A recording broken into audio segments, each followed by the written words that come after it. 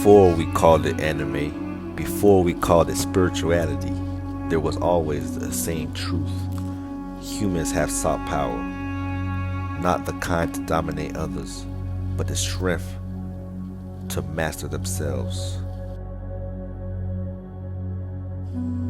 In ancient Asia, they called it chi, ki, or prana, the inner breath of the universe. It wasn't just something you believed in. It was something you cultivated through movement, martial arts, breathing, discipline, and the connection to nature. But today, we only talk about it. We meditate, we speculate, we wait for enlightenment like it's a distant dream. The action has faded. The training has been forgotten. Yet, anime remembers.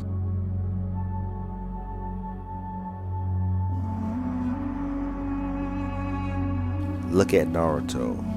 Chakra isn't just magic. It mirrors tantric practices and Taoist eternal alchemy. They learn to mold physical energy and spiritual energy together through seals, breath, and willpower. They train their bodies endlessly, running up trees, walking on water, just like Shaolin monks harden their flesh to becoming living conduits of energy. Naruto learns the Rasengan not through wishful thinking, but through discipline, repetition, and the failures, just like ancient cultivators, spinning energy through the Dantian until it's becoming second nature. It's a reminder, power is earned, not imagined. Your Ultra Instinct or Mushi. The main protagonist, Son Goku, is now utilizing meditation to eventually master Ultra Instinct. This takes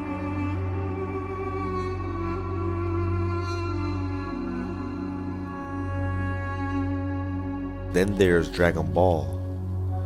What is Ki? It's the exact same concept from old Taoist and Buddhist practices. Goku and the Z Fighters don't just meditate in silence.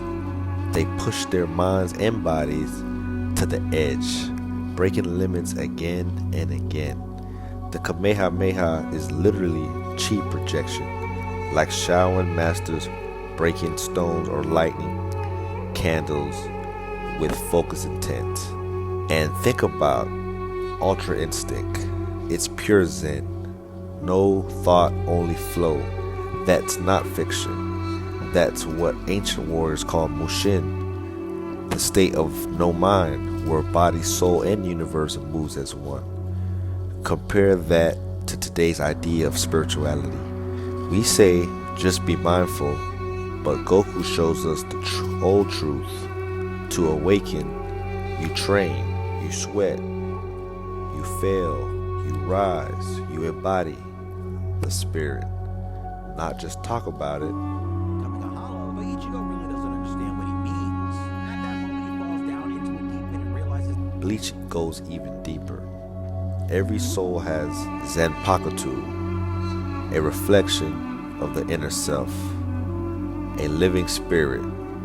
You must understand and resonate with before you can unleash its full power. This is the exact same teaching in Shinto and Japanese mythology, where weapons and tools carried spirits and your power depended on your harmony with them. Ichigo doesn't gain strength just by wishing.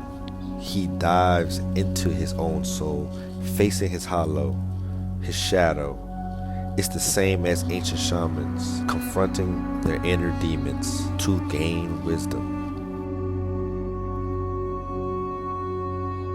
Even Avatar, the last airbender, though not Japanese, pulls from ancient energy, the chakras, the flow of elements, the balance between yin and yang. It reflects how Asian culture saw the universe as living, breathing energy. Aang learns to bend not by brute force, but by surrendering to the nature's flow. That's how old masters moved. Soft, overcoming hard, like water shaping stone. Now let's talk about Asian mythology itself. In past, spirituality was not passive, it was alive. Taoist monks practiced Qigong, moving meditations, circulating Qi like a river. Samurai honed their Zen through the sword, turning every cut into prayer. Japanese Yamabushi mountain monks climbed peaks barefoot to purify their spirit. They believed you couldn't separate the physical from the spiritual. Body, mind, and breath, the soul were one path. But modern people, we sit still hoping to awaken. We speculate about energy instead of feeling it in motion.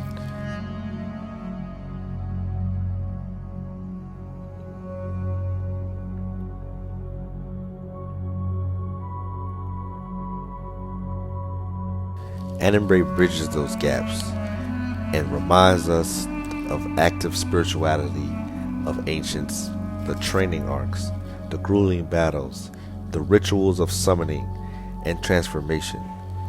They are all echoes of a time where enlightenment was lived, not theorized.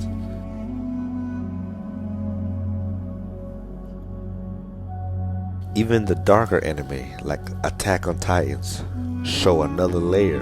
The Titans are primal fear itself, like the monsters of ancient myth that symbolize humanity's inner chaos.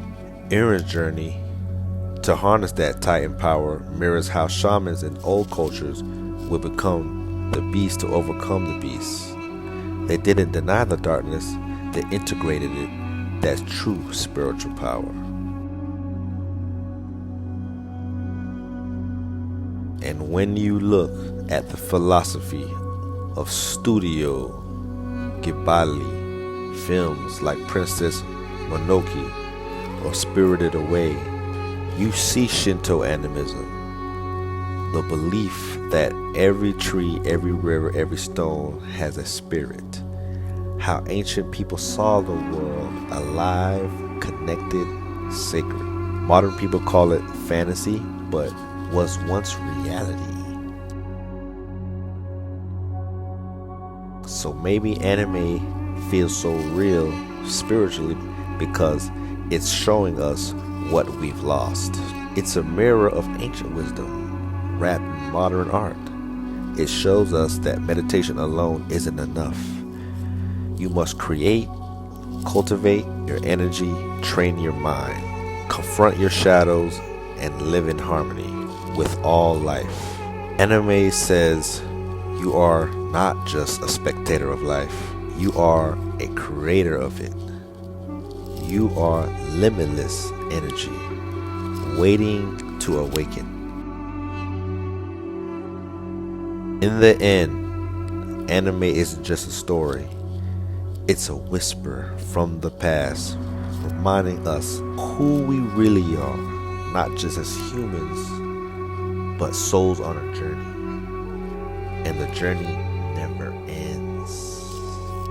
Please like, share, subscribe. Peace.